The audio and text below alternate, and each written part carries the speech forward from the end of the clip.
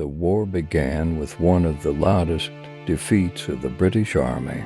In the 19th century, on January 11, 1879, more than 13,000 British troops invaded Zululand on January 20th.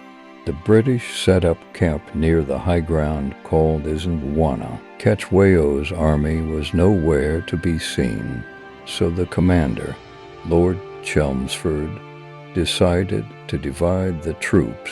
With most of his corps, he went in search of the main Zulu force, leaving a detachment in camp under the command of Brevet Lieutenant Colonel Henry Pullen and Brevet Colonel Anthony Durnford.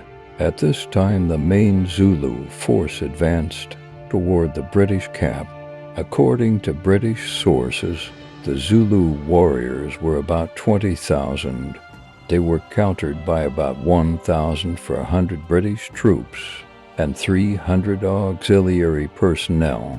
It is true that the British had a huge technical advantage. They were armed with modern rifles, cannons, and even missile weapons that had appeared in the British Army.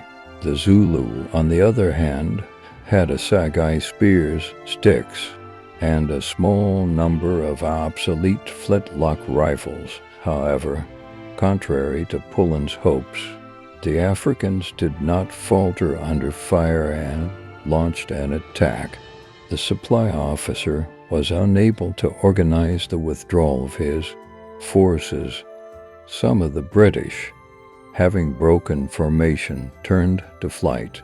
The fight turned into hand-to-hand combat, and most of the English detachment was annihilated. 1,329 British servicemen were killed. About 55 British and 380 fighters escaped. Both Durnford and Pullen were killed. The Zulus captured 3 British banners, 2 cannons, and over 1,000 modern rifles. Newspapers round the world wrote about the defeat of the British. London's opponents were heartened by what happened.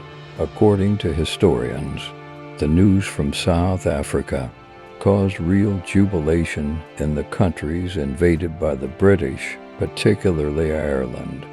Soon the English Conservatives lost the election, and Prime Minister Benjamin Disraeli lost his seat because of the failures in Zululand and Afghanistan. Defeat in Africa infuriated British society. If the subjugated peoples realized that the British could be successfully resisted, it could set off a chain reaction in the colonies. That could lead to the fall of the empire. Additional forces were rushed to Africa. Following the success at Isandlwana, Cetshwayo's troops won 3 more victories over British units. But the ruler realized that he could not gain a long-term advantage. He constantly approached the British with offers of peace, but the British refused to accept them. After receiving reinforcements, Chelmsford won its first major victory over a Zulu force on April 2, 1879, and on July 4th completely defeated Cetshwayo's troops.